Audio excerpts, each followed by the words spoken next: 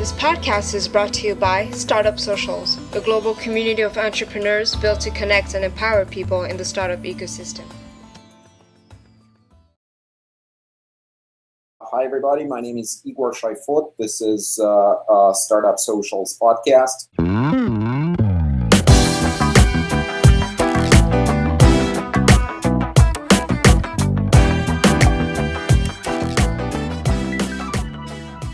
So today we have the very distinguished author, speaker, and guru of business, sales organization, a very no bullshit person from what I hear, Adam Metz. Hey, it's great to be here, guys. Thanks for having me.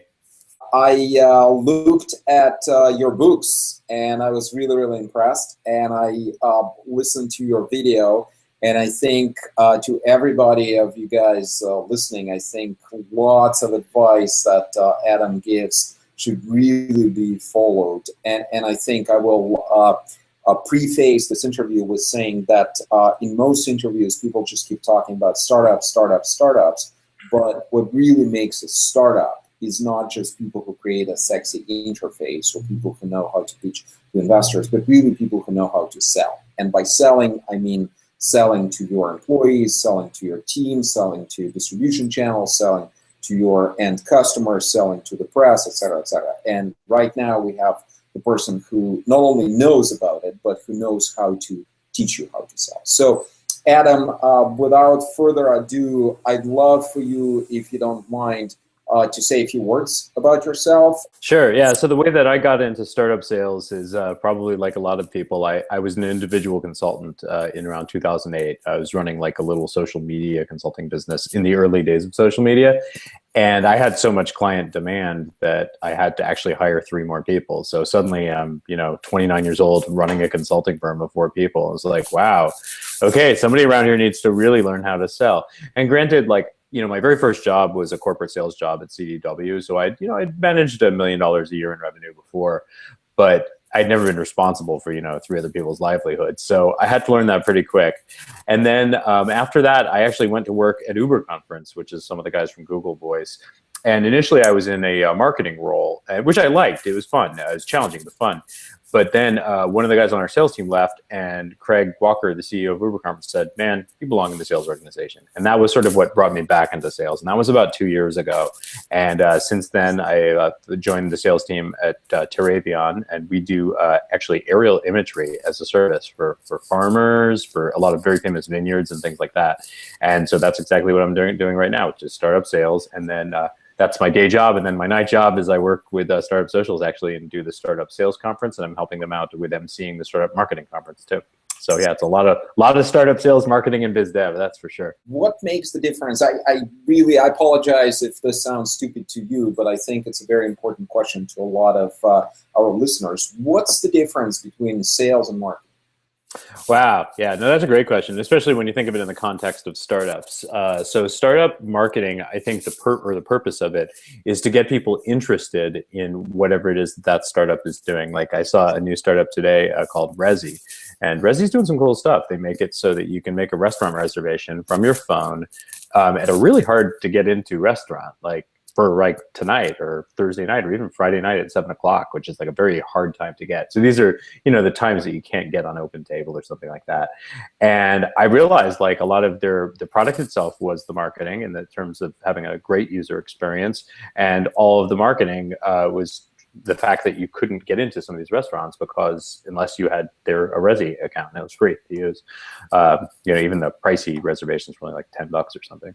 So I thought that was pretty good product marketing. Now sales in this case is going to be something different, because if you're doing sales for them, say you'd be probably calling up restaurants in new cities and getting them signed up. And for that matter, getting a very special tier, like the top tier, if you will, of restaurants. You can't, obviously this wouldn't work for Denny's. No one's gonna try and, get a table at Denny's at 8 o'clock on a Friday, but maybe it would work for, I don't know, like Maven in San Francisco or some fancy restaurant. So that's sort of one example of it. The other example is that, sales is going to have a much tighter feedback loop with the engineering organization and the product organization, because if something is not resonating with the customers, the people who are going to figure it out first is sales, and they'll find out hard and fast. So product and engineering is going to have this constant feedback loop with sales. And I would definitely recommend for any startup sales organization, please try and eat lunch with your product or engineering team at least once a week. It's important. Being a shareholder in many startups, I see this over and over again.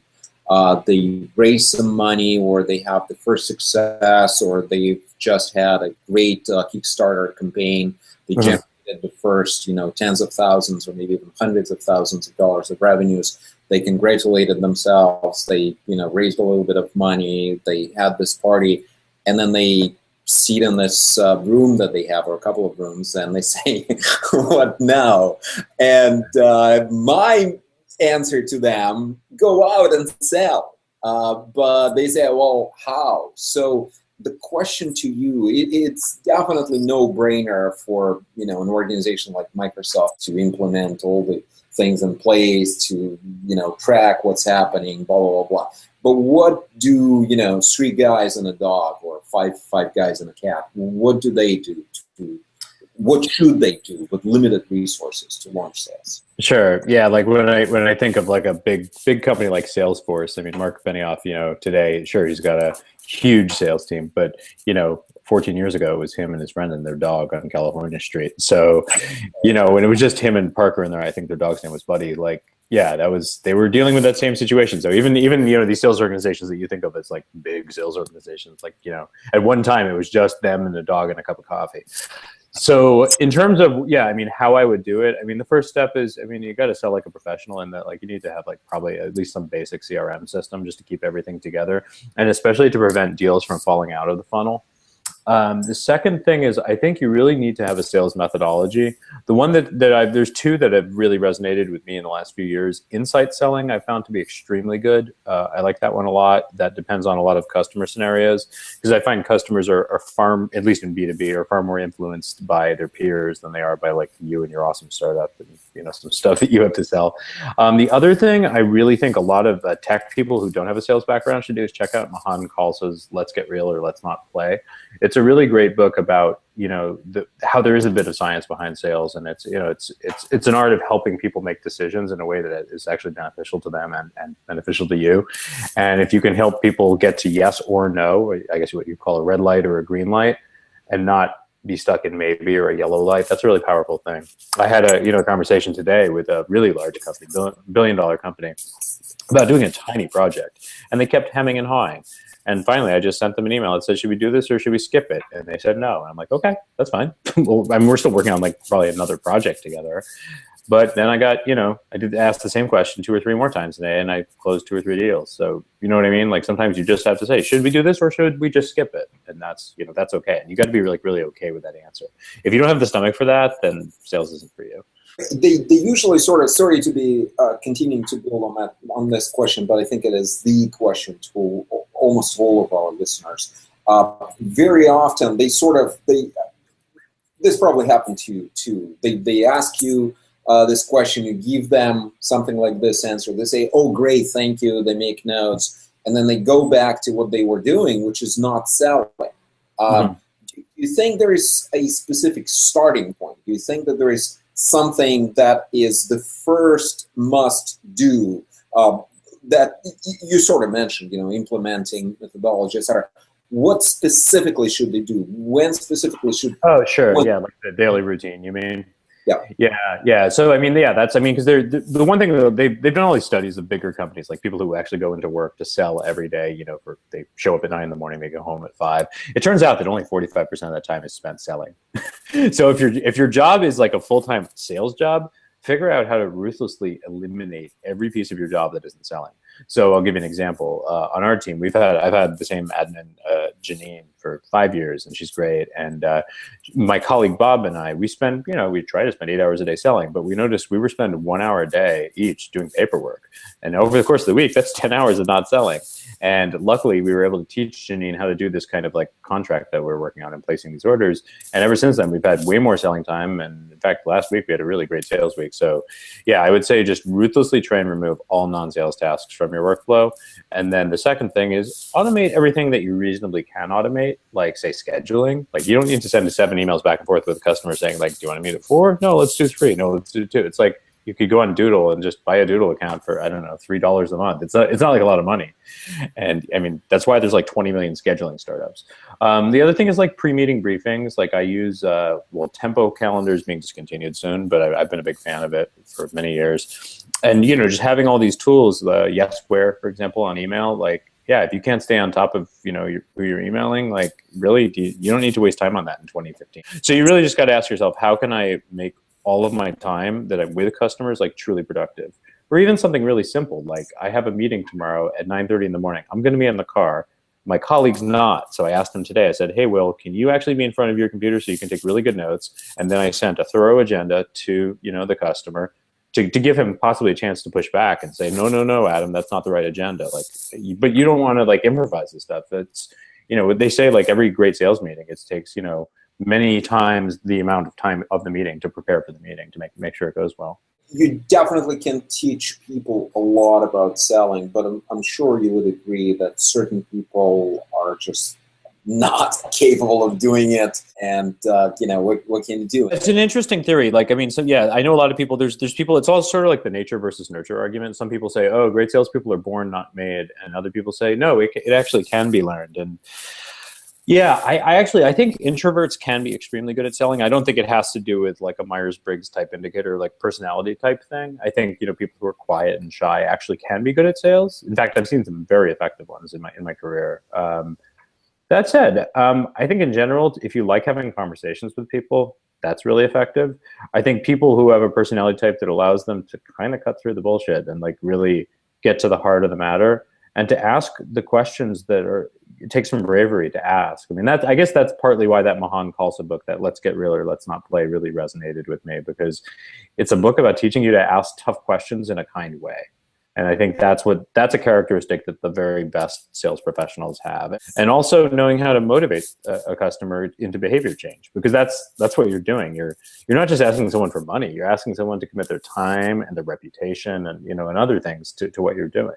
When a founder, co-founder, CEO is just a technical person, yeah, not into sales, unhappy, my advice to them, maybe you disagree, please let me know. My advice to them is, don't worry, just do what you're doing. You know, you're good at product building or you're good at technical. Just find the person who will be selling. So any advice on where to find such a person or persons? Yeah, that's interesting. Yeah, because it's absolutely critical. And if you had one technical co-founder, let's say, imagine like if all startups had two founders or something, you know, one technical co-founder and then one sort of more business and MBA or whatever. You're going to need, you know, hire, I mean, generally you'll have some sales hires pretty early on. I would anticipate hires number 6 and 7 will probably be salesperson number 1 and salesperson number 2. I wouldn't recommend hiring a VP of sales until you've hired a couple salespersons. But in terms of like, you know, where do you find these good sales professionals? Sales recruiting is ruthlessly competitive. My advice, if you already have salespeople, is pay them really well and treat them really well, and they'll stick around for a long time. That's kind of a no-brainer. And make the sales culture fun. Because I mean, salespeople definitely like a little bit of that, like rock 'em, sock 'em. I mean, just like engineers like hackathons, we like, you know, competition and fun things and contests and things like that. I think a lot of salespeople like travel too, just meeting new people. But in terms of recruiting, wow, that's a tough one. You could actually feasibly look at startups that have gone under or are going under, because there may still be good sales talent there. It might just be good sales talent and not a very good product organization or really poor product market fit. The other thing, obviously, is to look at companies that have just become really boring. I mean, there are plenty of companies that were very hip 5 or 10 years ago. I'm not going to name any names here. But you know, I think some of them are located in this general area, and you can, if you read like the statistics on like Glassdoor or other places, you'll see that there are companies that used to have people work at them for maybe 3 years at a time, that now the average like tenure is shortened. It's now down to like, I don't know, 14 months or 15 months, especially some of the larger software companies in the Bay Area. So that's one thing. Same thing in New York or Texas or somewhere else like that. The other thing you may want to do for poaching, if you're trying to get good sales hires, is just go right to Glassdoor and look for companies that are large that have very low Glassdoor ratings. That's easy because they may pay okay, but they're probably just really lousy places to work. So that's, I mean, it's not that hard to show someone who works at one of those places like, hey, your company has like a 38% CEO approval rating. It has 2.5 stars on Glassdoor with 500 reviews. Our company's a lot smaller and newer. We only have 200 employees, or I don't know, let's say even say 20 employees, but everyone here is wildly happy. Do you want to try this out for a year? And if they're leading sort of like a good career but a miserable life, they might just take you up on it. I mean, startups have a lot more flexibility with perks and kind of interesting things than like say a 3,000 person company would. So yeah. That's probably how I try it. The other thing is, I would say go to conferences a bit and sponsor conferences. That'll get you some awareness. Another question I had is sales goes through channels. There is definitely, and there are different ways to classify them, but sure. In very simple, very startup terms, there are trade shows that you mentioned, conferences, organized seminars. There's social media. There's mailing, et cetera, et cetera. What would be your advice as to, and I know it's a very wide question, but what would be your advice as to the sales channel mix? How to prioritize them, how to schedule them, where to put the emphasis, how to match your skills or your capabilities to where you would go? Any good, advice there, maybe some secrets of the trade that you can share with us? Sure. It's funny on the, if you go to Amazon to try and buy a sales book, most sales books cost like $10. There's one book about sales channel called The Channel Advantage. It costs $60. So if that gives you any kind of idea, like this channel knowledge is like super secret voodoo. Yeah. So the first thing is I would say try and master your direct sales strategy first before you attempt to sell through a channel. Because if you have not perfected sort of a model where you say, okay, our deals cost typically this much, they take this long to close, there are typically this many decision makers involved, this is the cycle of the deal. If you can't elucidate that very clearly to a channel partner, no one's going to want to become your channel partner. One thing about customer acquisition that is kind of good to remember is that typically only one or two or three of those channels tend to work. So for example, when I was running my little consulting firm, I did a lot of speaking gigs because if you do consulting, speaking usually really helps you get customers. It actually brought me a ton of business. Last year, there was actually a book written called Traction that it tells you how to test which two or three of those 19 or so channels are going to work for you and how to test it quickly and figure it out. It's not so much about, picking the right one first. It's just about being able to figure out which ones are going to work and which ones totally don't. Because depending on what you're selling, different companies, whether it's tech or non-tech, have different different channel strategies and different customer acquisition strategies. It's not about being a genius and guessing the right one. It's about knowing how to test the fastest. Whoever tests the fastest to get the right answer will get there first. And definitely as far as testing, and definitely as far as measuring your performance, there are lots of different tools. There are all kinds of CRM, sales management, software, etc. Anything that you would recommend, or would you rather recommend to use something else? Yeah, no, it's interesting. My company, we currently use Salesforce. I've largely been using Salesforce for about a decade, and it's. There's definitely I actually, one of the features I like in Salesforce is the campaign feature, just because you can tell if you let's say you go to a trade show, you spend $5,000 flying people to it, getting hotel rooms, getting a booth, paying for the booth, paying for beers for your customers, all that kind of stuff. You can tell, hey, was this a good use of our money or not? That kind of campaign recognition for sales is not always perfect, but it can be directionally, I'd say it's accurate. I mean, it's sort of like sticking your head out the window. I mean, is it hot out today or cold out? I don't know. That said, I mean, there's lots of good CRM tools right now. Startups have a big advantage in that there's two major developments have happened, in the last few years. One is CRM is really cheap right now. The second one is that servers are really cheap. Because I think Peter Thiel wrote about this in 0 to 1. If you had been a startup, I don't know, 15 years ago when I was in right out getting out of college, you would, and let's say you got, I don't know, $4 million, you would probably have to spend the first $1 million of it on your CRM system, your servers, all this infrastructure garbage that today you're just you call up Amazon Web Services and they're like, oh, here's a $30,000 gift card to get you started. And you're like, whoa, that's like the price of a Mercedes. They're just yeah, just take it. And then, you call up Salesforce and they're like, oh, you're a startup? Yeah, the first 2 seats are free. And you're like, wow, crazy, man, this is cool. So there's all these programs now, up and running for startups that just, this stuff didn't exist a few years ago. So even if you only have a seed round and 4 employees or something, there's a lot of new things that you can figure out. So basically your advice would be, besides the really wonderful Salesforce, to sort of look around. Yeah, oh, absolutely. I mean, there's a lot of, Salesforce is a platform, so I think you've got to think a little bit more broadly. I'm not necessarily saying, oh yeah, you're starting out, today. that's what you need. No, I mean, there's 12 different, options for your business, the business side. But I mean, you really need to think about it holistically, like your business sort of founder with your technical co-founder. Like, for example, you're running your product on Hadoop or Heroku or whatever, to figure out, okay, well, that's what we're doing here. What do we need to be doing if that's the technical side and this is the CRM or ERP side? How do we get these two to connect, like mixed panel segment? There's all kinds of like middleware and stuff like that. So you just got to be making sure you're doing that intelligently. Mm-hmm. You are in many ways a startupper in the sense that you yourself are a startup. You are an entrepreneur besides being a guru of selling. So a question that I, for a long time, have been thinking about, and I think you're probably the right person to ask that question of, when you talk to startups, very often they're into startup this, startup that, entrepreneurs this, entrepreneurs that, investment, blah, blah, blah, blah. The stuff that more and more peeves me, if that's a verb, is that if you work for a startup, you definitely know the word peeves, right? But the thing that once again peeves me is that very often startuppers, quote unquote, forget that they're really entrepreneurs, that they're running business, that they're not running a PR company, although some of those are PR companies. Sure. And their goal is not just raising and burning money. Their goal is not just gaining eyeballs, but actually generating business. And as far as I'm concerned, business means selling, not necessarily selling to people who use your app or people who come to your blog or your site, but generating revenues. If they come for free, generating advertising revenue, sponsorships, enabling peer-to-peer selling, and all this stuff. So the huge question to you, what can you say to those people?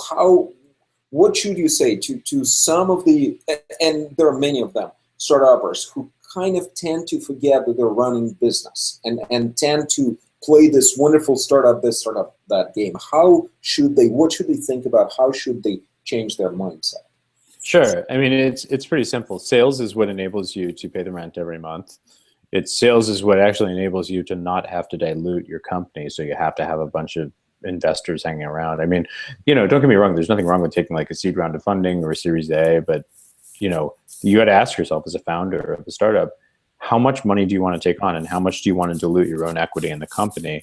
The way that you can not have that happen is by having your sales organization and your product and engineering team be very tight with each other and have your sales team, to think of sales. Sales is not just like a form of magic or something. I mean, it is something that can be, it's a meticulous science as well.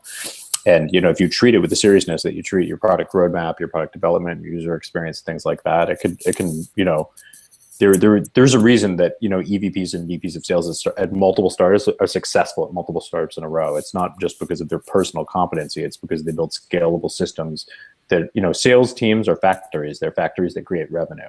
And if the founders understand that, they're just like, well, I got to build a good factory. I got to stock it with the right parts and the right people and actually have the right culture so the factory is productive and the workers, if you will, are happy. And I mean, that's what it's all about. And also, to know that you need to trust your sales team and allow them to do quite a bit of self-coaching and self-management. I mean, obviously, like correct them when they're going off course, but the best sales teams I've worked on involve quite a lot of self-coaching as well. I mean, I worked in a pretty successful Fortune 500. I was lucky to start off, as part of I think a 3,000 person sales team at CDW. And almost all of those people have gone on, they were 22, 23 years old back then, but today they're all in their late 30s and they've all gone on to like really cool sales roles.